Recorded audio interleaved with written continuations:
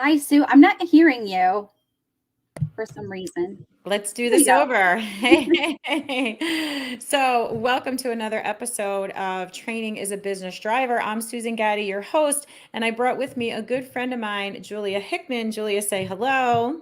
Hi, everybody. So happy to be here. So good. So Julie and I have known each other for many years now, but she does something really unique and special that a lot of small business owners, I think, would be really interested to hear about. So she's a podcast specialist. And if you're thinking out there, I don't know, podcast for me, too much work, blah, blah, blah, blah, blah, we're going to bring in this concept of how to use a podcast as a way to make meaningful connections online. Because here's the truth about how business gets done. Always, first and foremost, always, right? Business gets done through meaningful connections. That's the top of your funnel. That's where everything happens. So, your ability to go out, right, and meet people, have engaging conversations. Listen, they don't want to be sold to, they want to get to know you, they want to have relationships and build really good connections. And in the past, the easiest way to do that was networking, events, that dried up as we all know in the pandemic, but it's only partially back. I belong to a lot of networking groups, and we notice like our meetings are way down, right? There's still people that don't want to come out. I think there's people that will really never come back, and I don't believe people are willing to drive in a way that they would have before. The value really has to be there. So it's really imperative for professional services business owners to get even more comfortable with this crazy online internet world, which is why I have Julia Hickman with me, because podcasts and podcast hosting a podcast are an amazing way to do that. So Julia, I'm going to turn it over to you. Talk to people a little bit about the value and why podcasting is so important for their business. Yes. First of all, Sue, thank you so much for having me on today. I'm very You're excited to come on welcome. and chat all things podcast today because I feel like things are just getting more and more exciting in the podcasting world, and we Agreed. have to talk about it. So I'm going Yeah. to share a few nerdy stats with everybody just to kind of like give you an idea as to why podcasting is such a hot marketing tool. But 197 million Americans have listened to a podcast. Um, Out of those 144 million people, it's people over the age of 12 that are listening to podcasts. So, there's podcasts for kids, but we're talking about like a large majority of these people are people that are probably like a potential client or customer for somebody.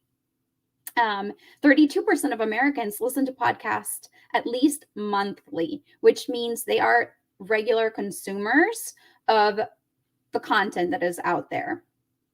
And lastly, let's share the stat that 61.1 million American families are fans of music podcasts. Okay, not really what we care about, but 74% of podcast users listen to podcasts to learn something new. This one is a big one. So a big majority of people that are looking for podcasts, they're listening because they want to learn about a particular thing.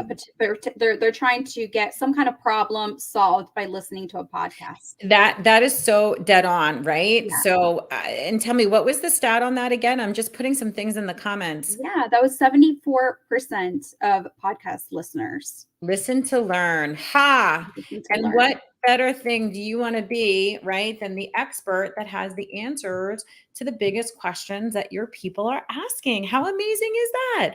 Right? It's almost that thing where you don't even need to sell yourself. You just provide the information that people are looking for. And if they believe you're the right one for them, they'll take the relationship even deeper, or even better, that you become known as that person and you start getting that referral, right? So it works both ways. So podcast works both ways. I didn't realize that number was 74%. That number is huge, Yeah. huge, huge, huge. Julia, I know I consider this weekly live show my version of a podcast. So I don't have all of the things that go into making a traditional podcast that you would find on Apple or something like that. I always found that to be a little overwhelming.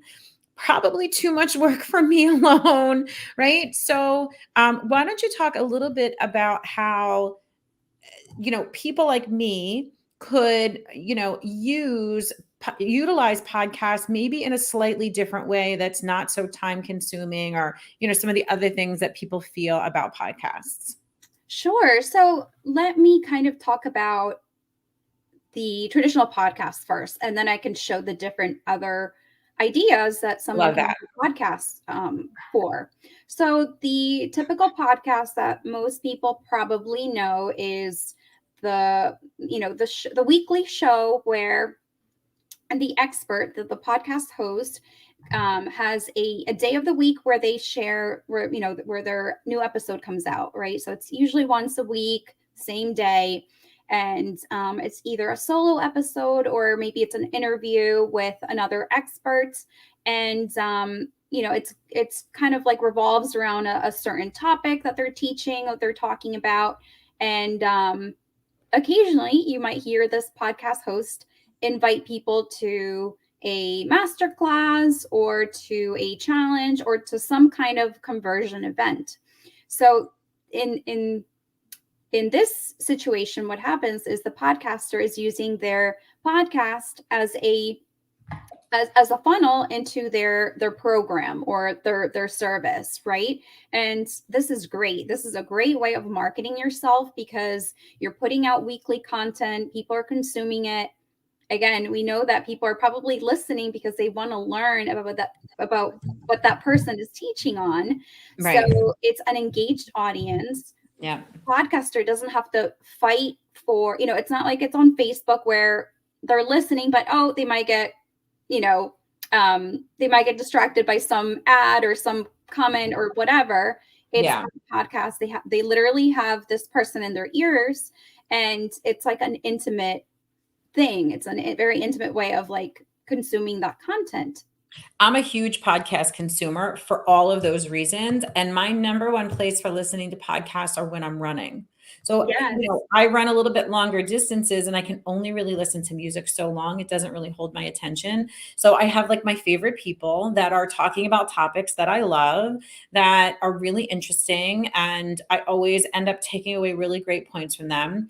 And, in my ears, as a matter of fact, I laugh all the time because I text myself things while I'm literally running and Love that. texting myself like things that are really interesting that I want to remember. So I'm exactly that type of consumer, Yes. using podcasts in that way. Yeah. And I'm completely a captive audience, as opposed to if I'm on my, in a live stream like this, we have people popping in and out, you don't know, they're not really catching it from the beginning.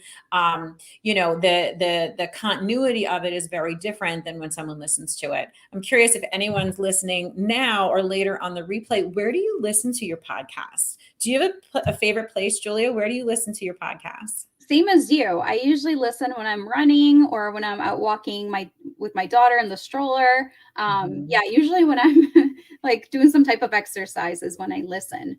I love it. Yeah, I know a lot of people listen when they're driving, but I don't really drive far distances normally. Me So either. yeah, Yes. I'm usually in the car for 5 minutes, and then so that's not long enough for me. But yeah, usually when I'm exercising is when I listen. Okay, so if So I understood you correctly, a real benefit to having some sort of podcast that you might share with your audience is that, you're building that reciprocity, you're giving them information, you're making it sort of fun and engaging and entertaining and something that they want to be a part of, instead of something that feels spammy, right? Awkward, uncomfortable, salesy, which is what I think most business professionals, at least the ones that I talk to, object the most about being on social media, right? They're yeah, like, I don't want to sell. Well, the truth is you shouldn't be. You shouldn't be. You have this amazing, unique talent and know things probably more than 90% of the average audience doesn't. And you're simply sharing the things that are actually quite easy for you, which is a huge win-win. So I love that. I love all those why reasons. yeah, absolutely. Mhm. And yeah, I can go a little bit deeper on that, but like usually the podcasters that have a audience are not the people who are like in every episode saying, oh, you have to sign up for my program, you have to sign up for my program, you have to buy my Right. service, you have to buy.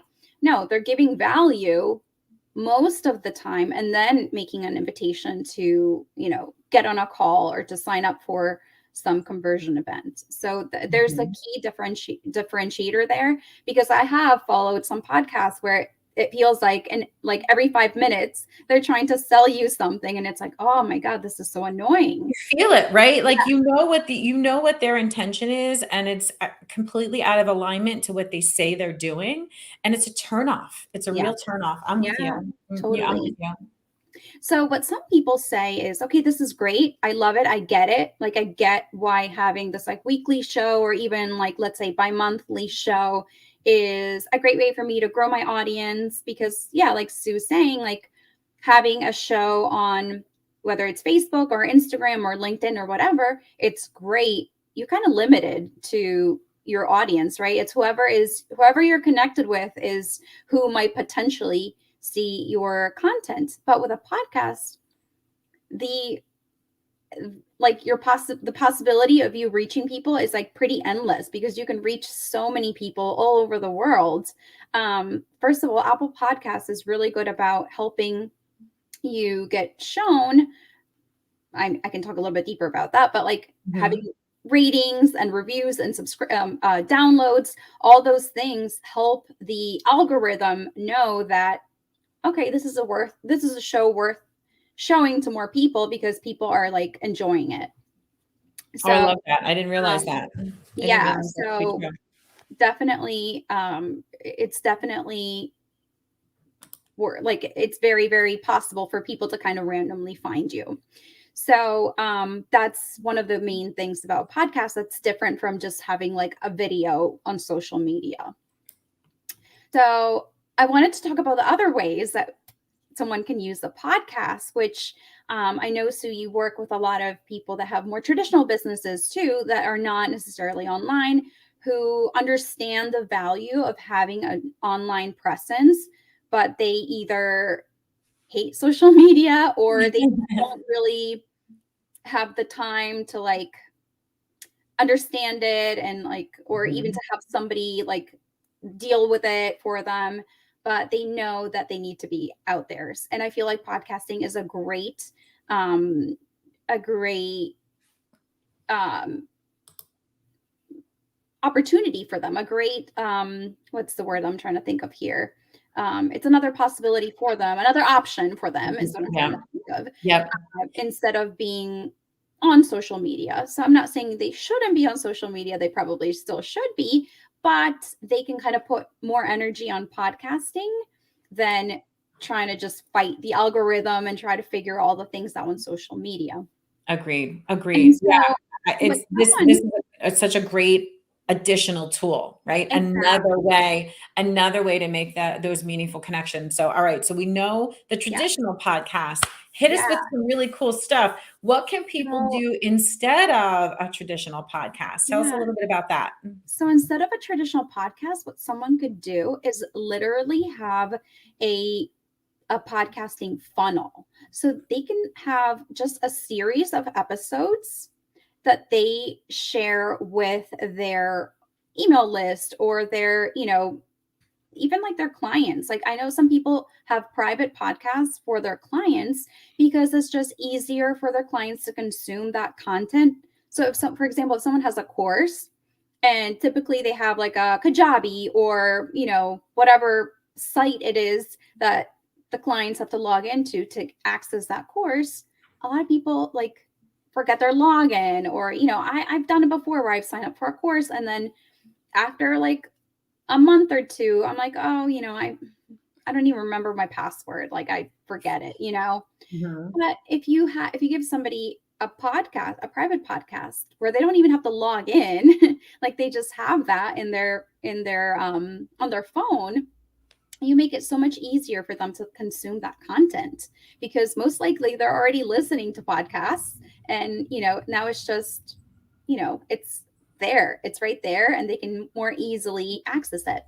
I So love that's that another idea. option I love too, that is just idea. Yep. having like content for your clients. So on the other hand, you can also have content for potential clients.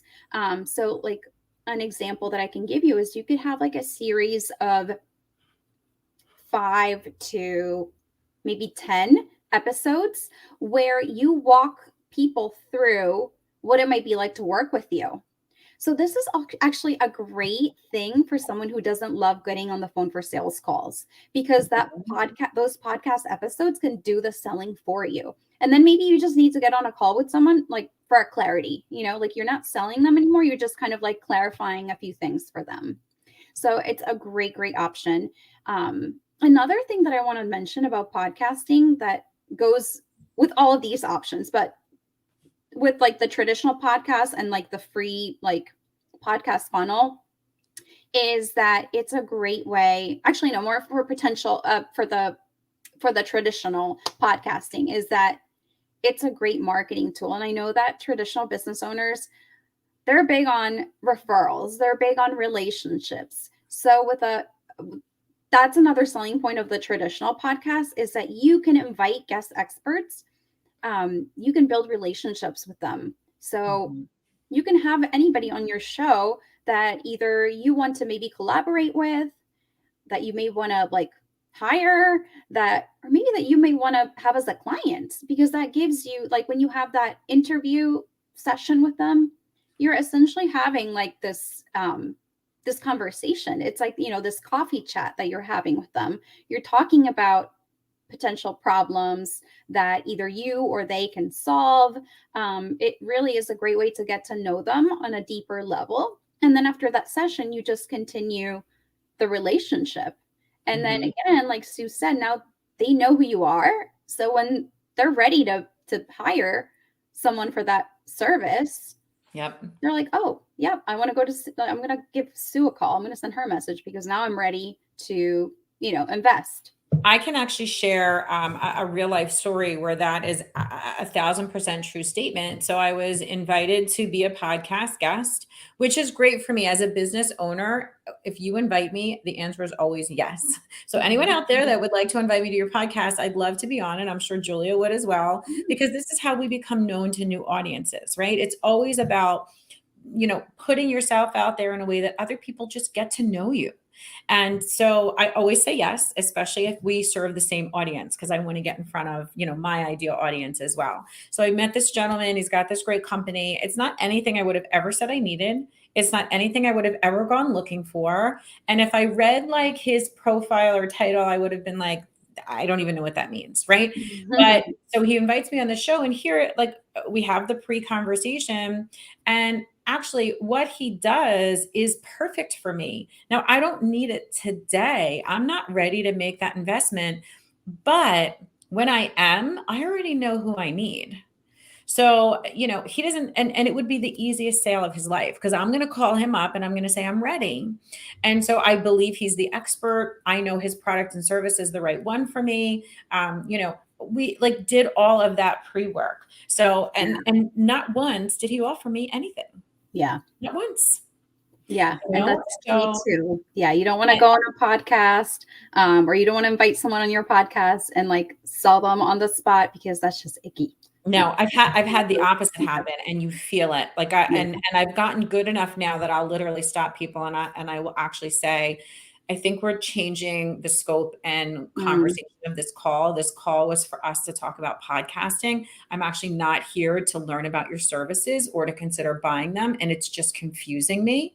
That's actually what I say to people. Love that. You're confusing me, and it's not going to result in the thing that you're hoping that will happen. I said, so let's keep it at the podcast, and wherever it goes, it goes. So I actually feel that's like the kindest and nicest thing I could do for other people, because they don't know that when you bait and switch, right? When you bait and switch, that it automatically kills the relationship. Totally. It kills anything that could have potentially happened. So I've been on both sides of it. And I've personally done it myself unknowingly. Like, this is one of those things you learn the hard way. Like, I'm like, and I'm thinking of another woman who I actually probably would have worked with her, but it was a coffee chat that all of a sudden she was coaching me and telling me something that I was doing wrong. And I was like, Mm, I don't even know what's happening here, but yeah. all of a sudden I have my back up and I'm in defensive mode. And now I don't feel good at all. So I think being really clear right in there is the best thing that you can do as the host, and be true to the goal. Remember, the intention here is meaningful connections. These are not, Absolutely. they're not marketing calls, they're not sales calls, right? They're a way to create meaningful connections, which is the top end of making sales in your business. So I love it. So you've given us, I'm going to do a quick recap because they've been so good, right? So we talked about the funnel, that you could create something and share it with your list, whether that's, current clients, right? Maybe onboarding clients. I can tell you with my corporate audiences that we create training programs for, we do this in onboarding all the time. It's a phenomenal way to bring people into the organization in a way that's meaningful, that they want to hear. So that series works exceptionally well. I love this as a pre-sales, right? Yeah. So let's say somebody does book a discovery call with you. You can drip this out, right? And a lot of times people are like, oh, my people don't listen to this. They actually do. And we don't even need them to listen to the whole thing. Any little bit of information they get from you ahead of time is really just prepping them to be really prepared to have a very good conversation with you. Is there another one? I know we were like kind of veered off a little bit. So we did those two. Is there any other options that you wanted to share before we wrap up this part of the segment? I think that was pretty much it. So basically, like you can either use it as content for, or I think that maybe that was the one that we missed. So you can have your course content. Oh, I love this too. In a podcast. Yeah. Well, I can really speak to this course content. I like to put this in the chat. So I'm going to do this really quick. So course content as a podcast versus a video. And I think you talked about a little of the value of that. Yes, I run courses for myself and everyone else. And, and the one thing course owners come to me with, like, the hugest frustration point over and over and again, are these little ticky tacky things, right? Honestly, Susan, if one more person asks me to reset their password, I'm gonna lose it, right? How many emails do I have to send before somebody opens the damn thing? Like, these are real life conversations that I have with very successful course owners at all levels. And, it's really because this video is sort of a thing that we were all led to believe was like gonna be the thing that everybody watched. But the stats on that are so sad. It's 92%. Only 92% of courses go unfinished, let alone even started. So this idea of giving people more is actually not true. Giving people less and making it easy to consume as a way to expand their knowledge before you get into more of a live training session is a solid option. There's a woman that I follow too. I can't even think of her name, but she did it on the back end of it. So this is sort of a front end option. What she did was she collected the most common sticking points that got in people's way after they learned a strategy she taught them. And so she created 5-minute, 10-minute, almost like tips podcasts. And so they went automatically out then to people. So if you learn topic A, you automatically got set up in sequence A, follow-up sequence A. So they were already solving the most common roadblocks to implementation without anybody even having to ask for it. How crazy cool is that? Love that. Right? So, these are just some really amazing things that you can do with podcasts. So before we wrap up for the day, Julie, I'm so thankful for you to be sharing your expertise with us. This is what Julia does for a living. She helps many successful business owners to get an actual podcast up and running on iTunes where it's discoverable in the world. Do you want to share like 2 or 3 things that you've helped people to overcome, right? There's always the thing that gets in someone's way when they're doing about this. Can you share a couple of those typical barriers that if somebody's experiencing right now, you're not alone? There's always Sure. a lot of apprehension, fear, uncertainness, right? That we sometimes internalize as this is not for me. But what are the ones that you hear that people should know if they're feeling this? It's actually okay. It's actually expected. Yeah. So a couple of things that people mention. One is the the fear. It's almost like that imposter feeling, right? So they Mhm. know that having a podcast, being a podcaster is going to elevate them into that expert status in their industry, but they're like, I don't quite feel like that expert yet, so I'm feeling a little bit of imposter syndrome. And the thing about it is, you can't no one wakes up being an expert, right? Like, you become an expert by learning new things, by doing new things, by putting yourself around other people who know more than you, and by actually putting out your podcast and your content in your podcast and inviting guest experts to chat with. That is what's going to get you to that status that you're seeking. So it's when people say that, it's like, well, this is really why you have to do this podcast now, is because you want that status and you don't quite have it yet. Um, so that's one big thing. Another thing that I get is just kind of the overwhelm of like, oh my gosh, there's all these little pieces. Mhm. I don't know how I'll be able to keep up with this. What if I put out a few episodes and then I pod fade? So there's a term in the podcast, I love that. I've never heard that pod term before. fading, where people put out, and I think there's even a stat where like people usually put out 7 episodes and then they stop because it just became too much. The creating the content, trying to do all the things themselves.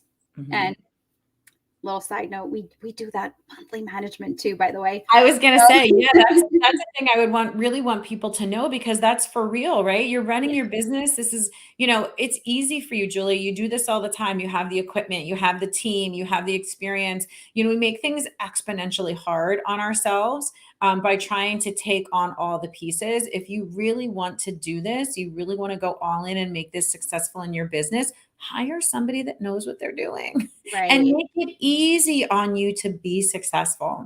Yeah. Yeah. And I think it's important I'm the type of person who thinks that you should have a little bit of an understanding as to what something entails. So I'm never going to tell someone like, "Oh, don't even like try to learn anything about podcasting." I feel like if it's something that interests someone, they Mhm. should understand it a little bit. It doesn't mean that you need to know exactly how to edit up, what tools you need and what you need to do to edit your podcast, or how to write, an SEO friendly show notes and all that kind of stuff. But you have like a little bit of an understanding so that you can see the big picture.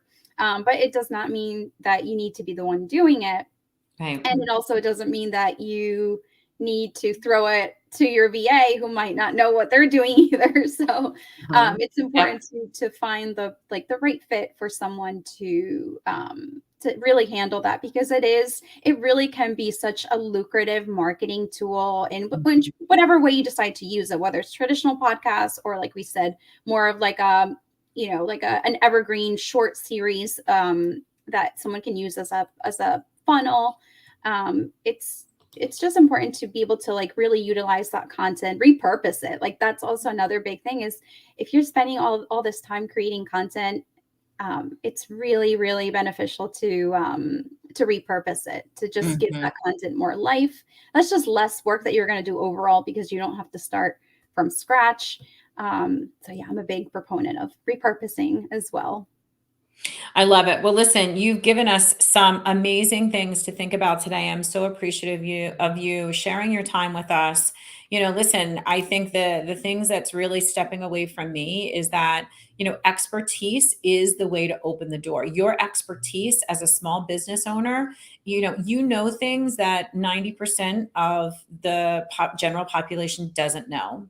And that by you simply sharing those things in a really meaningful way is an exceptional way to open up the door to new connections. And that is the name of the game. And 74% of people are listening to learn, right? So they are looking for you. I think I took away these great ideas, podcast as a funnel, right? A pre-sales podcast, even from an internal course perspective, are non-traditional ways to take advantage of the benefits of a traditional podcast. So let's wrap up with this. Definitely chime in at any time, whether you're watching this live or on the replay. What was the biggest takeaway from you? I'd love to hear that. What was the one aha moment from you? And how likely are you to be thinking about a podcast? And Julia, I'm going to turn it over to you. Where would people be able to connect with you if they decide that a podcast is the direction that they'd like to go? How can they learn a little bit more? Where can they find you? Give somebody a good way to get in touch with you. Yeah, they can send me an email. I'm actually working on my own podcast funnel because I want to be able to send people. Oh yeah, wouldn't that be great to show where they people can exactly? get like some of those the most common questions answered.